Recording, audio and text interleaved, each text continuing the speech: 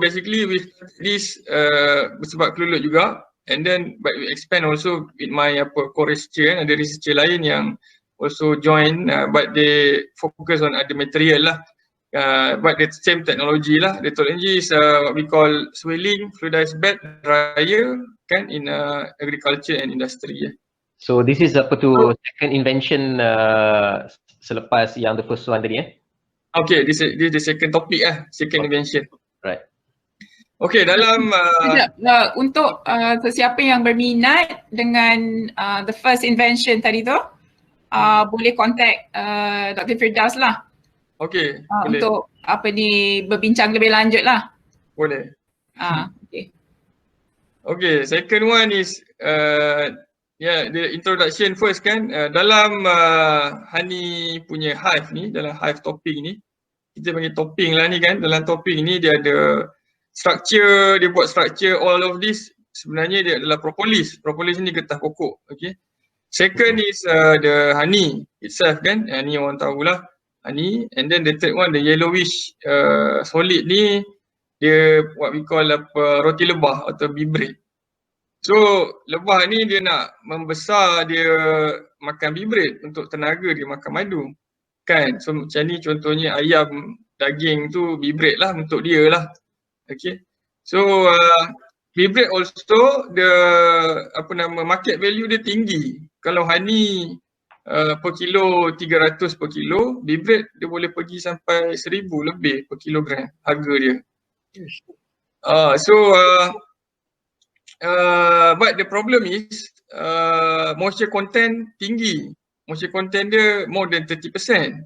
Jadi kita tak boleh nak simpan dia macam tu saja. We need to dry a bit. Reduce less than 20% lah moisture content. Jadi dia boleh tahan lama. Kalau tak dia berkulat. Roti lebah ni cepat berkulat. Usually natural way to dry agriculture products kan, ada sun drying kan, atas tikar tu kan, ataupun atas tray ke, ataupun orang guna oven kan, kalau sikit-sikit oven lah, and then ada a few other teknologi lah kan. But the problem adalah dia tak uniform. Siapa yang kena matahari tu, bahagian atas dia kering lah, tapi belah bawah dia lembap lagi, and then takes time, and then questionable hygiene lah kan, kita tak tahu apa yang hinggap atas tu kan. So we propose what we call fluidized bed drying kan. Kita ada buat untuk bee bread, ada untuk cocoa bean and also black pepper lah. So this is our small scale lah. Small scale pun boleh pergi 4 liter lah, 3-4 liter 3 kilogram lah kalau bee bread tu. So dimension about length 800 mm and height 1.4 meter kan, width for 0.4 meter. Rated power 800 watt. This one is small setup and this one is larger setup lah. Okay, this is for just now lah, for cocoa bean and ni. With this one also being registered as a patent lah. Sorry, this one IP Utility Innovation UI. Alright. So yang ni dia ada heating, tanpa heating. Ni contoh bila kita guna lah. Partikel tu dia akan menari-nari dalam chamber tu kan, jadi dia akan jadi cepat kering lah. Sebab setiap ketul partikel tu akan ada kontak dengan air kan, jadi dia cepat kering. Okay. Dr. Firdaus, untuk apa-apa saja boleh kan, kalau let's say orang nak keringkan kunyit ke, serbuk kunyit? Boleh. Boleh lah kan, tak semestinya 3 benda ni je kan? Betul, banyak lagi. Macam-macam. Even ada satu industri tu di Gebeng, dia nak keringkan silika. Dia ada satu masalah, dia ada silika waste, lepas tu dia nak dispose tu dia kena bayar sebab benda tu berat, and then dia ada schedule waste kan. Jadi dia perlukan pengeringan. Kita try boleh, cumanya masalah dia kita punya small scale, dia punya large scale. kita tak boleh nak kita large scale lagi lah. Okay. Dia nak ton kan, and million dia punya tu.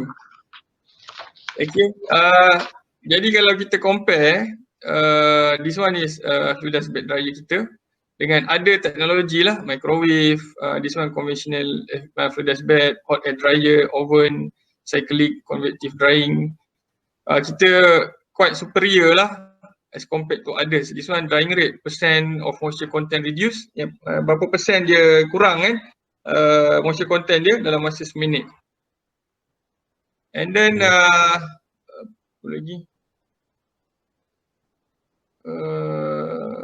So ni antara gambar bila kita try guna temperature, drying temperature. Okay. Temperature, because vibrate ni dia benda yang ada good enzyme, good antioxidant yang sensitif dengan heating. So 40 degree less than 40 degree lah. Kita tak ada heating langsung kan, to maintain the quality of the ni lah vibrate. So 40% 40 degree, less than 40 degree lah kita maintain dia. Ini untuk solid sahaja Kalau liquid boleh ke? Liquid tak boleh. Liquid kita ada another teknologi lah, kita tengah develop lagi. Memang ada untuk honey drying. Ada lagi satu. Tapi dia belum sampai teknologi ready level, readiness level 6, 8 belum lah. Dia masih 3, 4 lah. Gitu. The solid material that you nak dry tu, how wet can it be?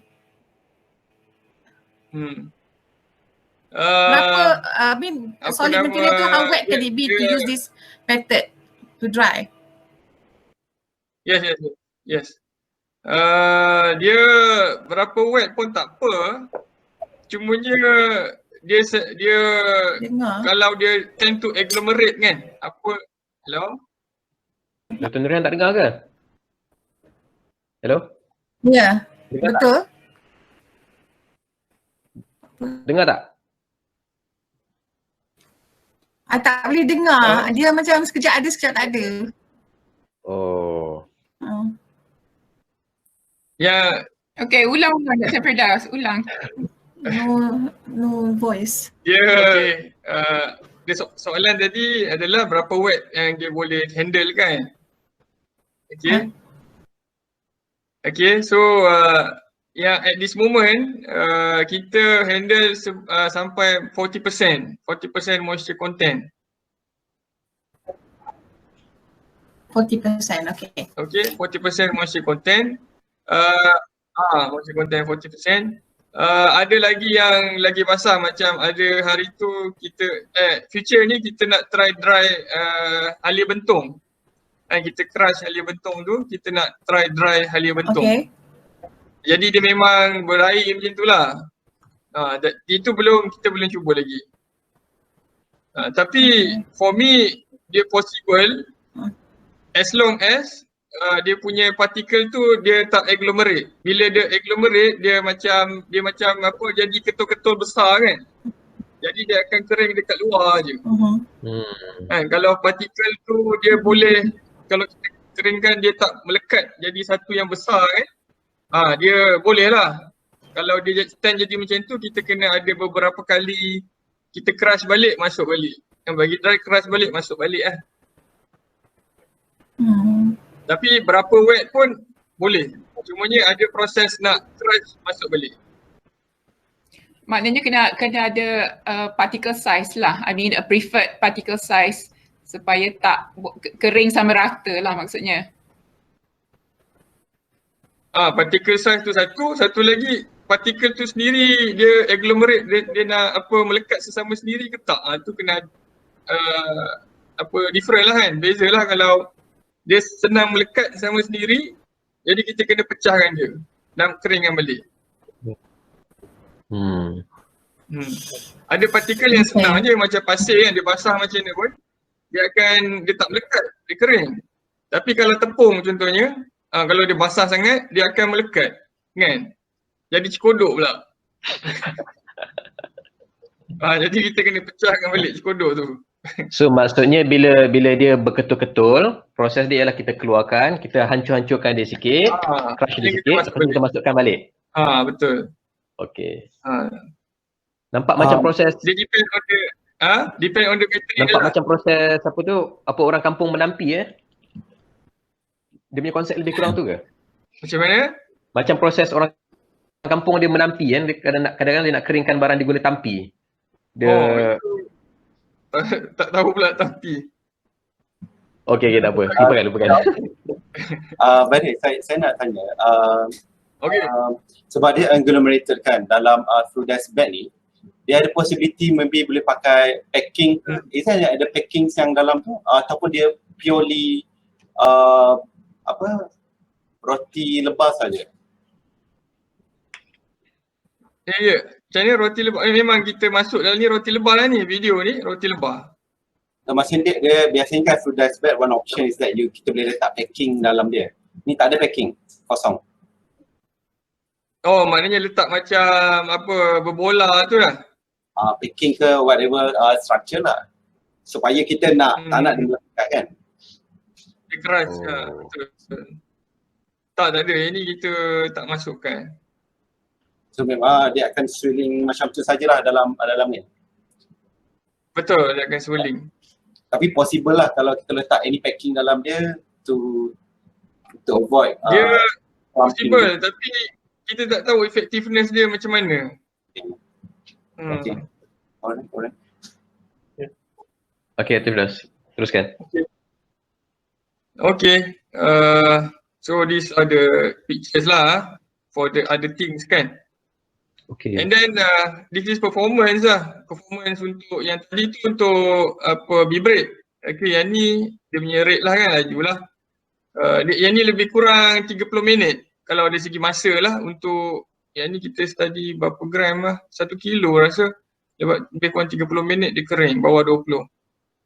And then kilo, untuk lebih 1 kilo dalam 30 minit dia kering. Yang ni untuk cocoa bean. Cocoa bean yang ni untuk sun drying. Maknanya dia letak atas matahari kan. So kita tengok ni moisture content, moisture ratio, yang ni day lah. So from 0 day to 6 days. So it takes about 6 days lah. And about 5 to 6 days. And then moisture content dia turun 64%. Okay, ni black pepper. From 1% to 6, dia turun 53%. Dalam masa about 7 days kan, 6-7 hari baru dia kering. So 6-7 hari untuk dapat 50% reduction lah kalau guna sun drying. And then it is same material lah, kita guna cocoa bean dengan black pepper tadi. Yang ni fluid dust bed dryer. This is one, just now days, this one hours lah. Ni 3 hours, 6 hours, 9 hours, 12 hours. So lebih kurang 12 jam, dia turun lebih kurang sama 62%. Black pepper pun dia turun lebih kurang lebih lagi cepat lah, lebih kurang 9 jam. Untuk turun 62% juga moisture content. So kita boleh tengok lah dia punya speed tu daripada 6-7 days become only 12 hours, 9 to 12 hours. So the competitive advantage, one is drying time lah. Drying times rapidly decrease lah. And then temperature, dia kalau radiation ni quite high ni, kalau kita berjemur kan sakit juga tangan, panas kan. Tapi yang ni dia tak ada heating langsung lah. Tak ada heating langsung, so nutrients intact lah. Kalau kita jemur selalunya dia akan jadi gelap material tu. Yang ni dia tak jadi gelap kan. And then ease of use, ialah kalau berjemur tu kita nak ada kawasan besar, nak kena ratakan dulu and so on. This one kita masuk, plug and play je lah. Uniformity pun sama lah, yang atas bawah tu kering rata kalau guna fluid dust bed dryer. Okay. Market potential ada macam-macam. Dia saya rasa general lah, macam-macam benda. Selain vibrate, black pepper, cocoa bean, chili boleh, white pepper, coffee bean, tea leaf, just now silica atau baby food yang kecil-kecil tu, and so on lah. Kan, as long as it is particle, kan, we can use this technology. Okay. The challenges is one is market access for small scale. Kita maybe kita bukannya businessman, kita tak pandai kan. Mungkin ada businessman yang berminat, dia boleh pergi dekat facility yang guna sun drying tu and oven drying ke whatsoever kan, food punya industri ke apa ke. Untuk small scale kita ready. Untuk B-Bread kita dah ada lebih kurang 1-2 tempat lah yang guna kan, and then dia boleh lah pergi promote pitching ke apa ke, dia boleh market lah. And then second things, we need to scale up lah, macam I explain awal tadi. Ada juga kilang-kilang yang perlukan large scale, yang tons dia punya scale dia. Mungkin kita boleh buat scale up pilot plant untuk kereta yang large scale punya market pula lah. Yang tu kena ada funding tu untuk scale up and performance testing at larger scale. So there is a expectation lah. Dr. So soalan tak? Boleh. Okay, yang just nak go back to your tadi yang structure tadi tu, the thing get push upwards to dry kan, dia guna air ke, dia guna apa? Is it how does it work? Dia push it and so it can swirl. Kita main dengan udara, kita main dengan air. So my question is, velocity dia. Okay, katakanlah dia go on for 12 hours, then that alone doesn't mesti create some heat kan, because the particle move around. So berapa suhu dalam tu eventually within that, walaupun you don't add extra heat, but the movement from that. Dia movement tu sebenarnya bila fresh air masuk, dia automatic akan kering. Dia akan sentiasa take fresh air. Okay. So dalam tu dia bukannya set the same air lah. Jadi dia takkan memanas lah disebabkan air tu. Okay. Semuanya depend on the motor that we use. Yes. The motor maybe will heat up. Okay. Yeah. But from our experience kan, the motor we tested with a few motor. If we design properly, usually it will maintain, that's what I mentioned, below 40 degree lah. Okay, ambient temperature about 32, 33 kan, then the motor will increase a bit lah, the temperature up to 40 lah. I see. The air filtered yang masuk ke dalam tu, is it filtered? The air filtered lah.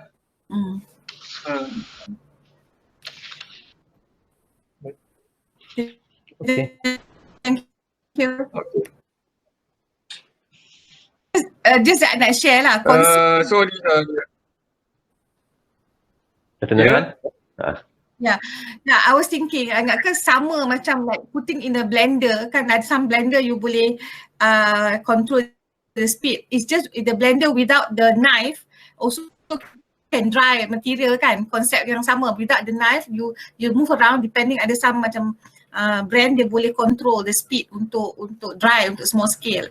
I was thinking of that kind of concept lah. Yeah. I thought it was something like that. Yeah.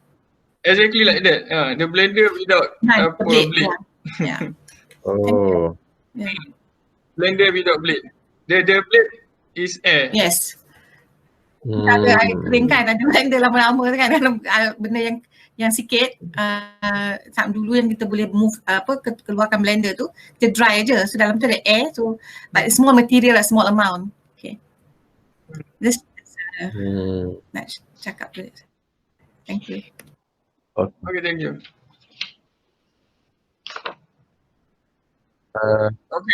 Okay, Dr. Firdaus.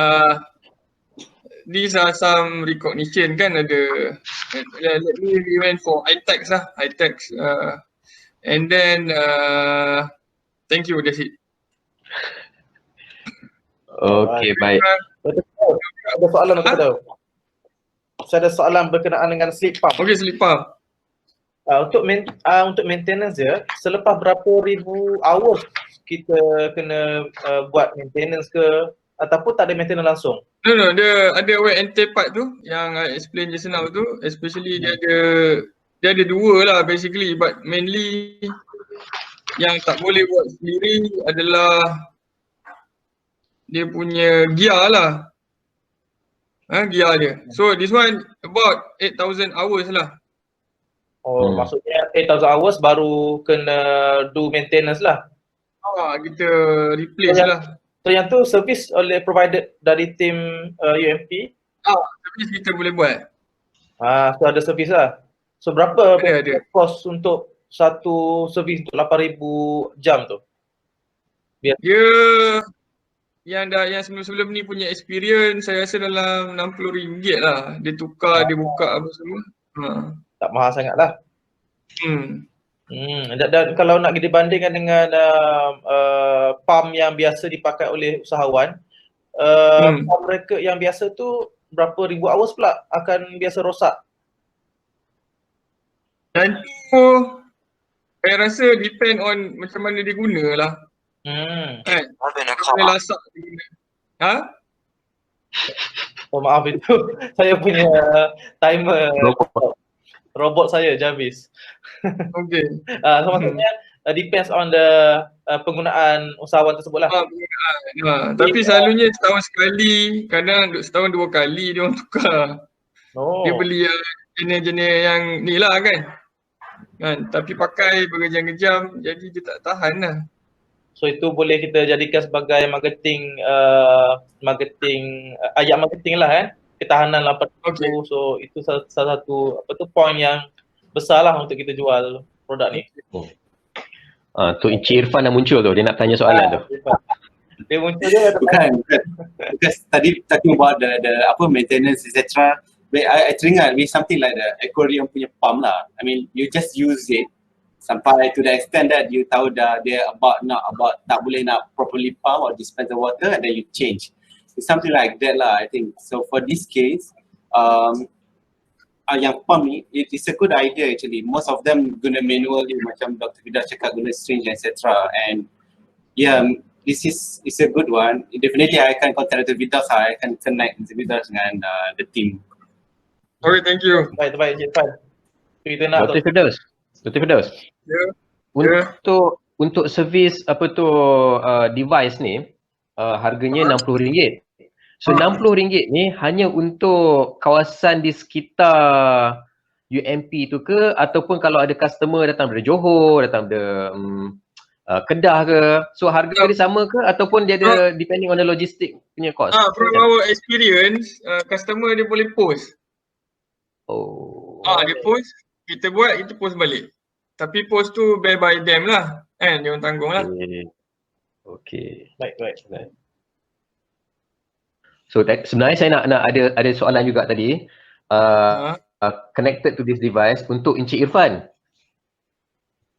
Encik Irfan hilang ke? Ya, saya ada. Mr. Irfan, pandangan lah berkenaan dengan device ni untuk pelabur. Agaknya macam mana? Ada kemungkinan ada tarikan ke, ataupun pernah jumpa something yang almost similar to this device ke, atau macam mana pendapat Encik Irfan? Okay, thank you Charity. Basically, one of yang saya kenal, dia pakai the aquarium pump untuk sedut. The aquarium pump tu just sedut, and then dia put dalam container lah, because dia tak fikir nak bawa ke apa, so just bawa the container in the trolley and then pump, sedut, jalan, sedut, because beehive tu dia susun dalam satu linear form lah, so senang dia nak jalan. So as from the orang untuk invest, so they're looking at added value apa yang ada. So if this one boleh replace the existing practice yang dia tengah buat, and the price tu reasonable, and definitely they go for this. Cuma pada pandangan saya lah, mungkin jika saya boleh cadangkan, ada beberapa aspek yang ada value added yang perlu ditambah. Maksudnya ada segi on the marketing wise, supaya dia look tempting dan juga orang tak fikir 2 kali untuk beli.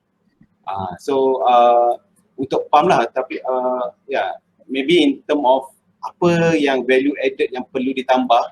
Mungkin kena hands on pada device ni dulu. That's why saya tanya tadi apa feedback dari community. Because some of them give you very rare you akan dapat honest feedback. So I cakap terus terang. But to get honest feedback is very very important. Some of them, so this is good, wow, this is a good idea, but at the end of the day, that's all fake. So this is not honest feedback. So honest feedback is really really important. So daripada 30 unit yang terjual tu, maybe boleh buat follow up, see apa yang diorang feedback. Maybe benda ni 3 kg terlalu orang tua nak bawa susah ke or etc. Ataupun in term of since dia dah susun in linear, so why don't you boleh sedut sekali dalam satu masa ke, atau it's something like that lah. So from industry punya point of view, dia nak invest, they look at that factor lah. If I nak tanya your point of view, I mean you were saying tadi macam 550 tu it's costly lah. What kind of cost, you know, entrepreneurs are looking at? Okay, maybe of course dia nak yang the cheapest possible. Maybe the best marketing way adalah give out free sample, a free unit for trial, and then take back the unit. So once dia dah dapat, dia rasa aku nak guna benda ni, so it's worth it lah aku nak beli dan nak maintain in dalam dia punya farm. But about the price, I think diorang nak invest untuk IP apa dah lagi tau diorang ni. So I'm not sure, is this kalau below 200 or 300, that should be reasonable. And mungkin apa yang Dr. Firdaus buat, some parts tu diorang boleh beli sendiri. You know, you just provide the essential part like the bottle apa semua, try to match the one yang dah ada dalam market yang dia boleh beli, then they just plug and pusing so that you can reduce that cost on the bottle kan. And like something like that lah, to reduce the cost so that you can get the item sold. Menarik. Okay. Maksudnya macam provide package lah. Package together dengan bottle, this is the price. Package without bottle, this is another price, macam tu. Okay, betul. Yep.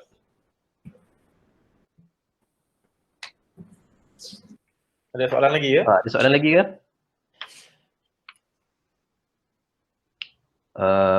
Okay. Kalau tak ada soalan, kita masa pun dah pukul 11. So kalau ada soalan, mungkin kita memang dah nak habis, tapi kalau ada soalan boleh tinggalkan dekat ruangan chat tu. Kami akan berada di sini sampai habis sesi lah. Tengok kalau ada yang nak letak soalan dekat ruangan chat tu. Kalau tidak, kita boleh bersurai lah. Puan Kunariti, boleh kita bersurai ya? Boleh. Kejap, contact number Dr. Firdaus. Kalau siapa-siapa nak call, macam mana Dr. Firdaus? 019. Ini bagi mobile. Ataupun boleh contact organizer ke? Ke macam mana? Saya boleh tinggalkan ni dekat ruangan chat ni, 019 019. Okay, saya dah type dah. Tak, saya boleh type kat sini, mungkin semua orang akan boleh nampak lah. Saya type dah dekat. Okay. Oh, dah ada. Oh, cepat ni. Okay, baik. Saya rasa masa pada pukul 11 So kita dah di penghujung rancangan macam TV ni. So kalau ada yang berminat, boleh hubungi Dr. Firdaus secara langsung di nombor 019 959 1819 Afundi bukan. ataupun boleh juga berurusan dengan pihak bioekonomi. Kontak saya Hardi ataupun Zikri lah, nanti saya akan tinggalkan ataupun Zikri boleh type sikit kita punya email dekat ruangan chat tu, so boleh kontak kami. Sekian dulu untuk kali ini. So kita ada lagi lebih kurang, saya rasa ada 3 sesi lagi untuk teknologi yang lain-lain di masa hadapan. So jangan terlepas jemputan kami untuk hadir ke sesi Tech Network anjuran Bioeconomy Corp. Terima kasih semua. Assalamualaikum.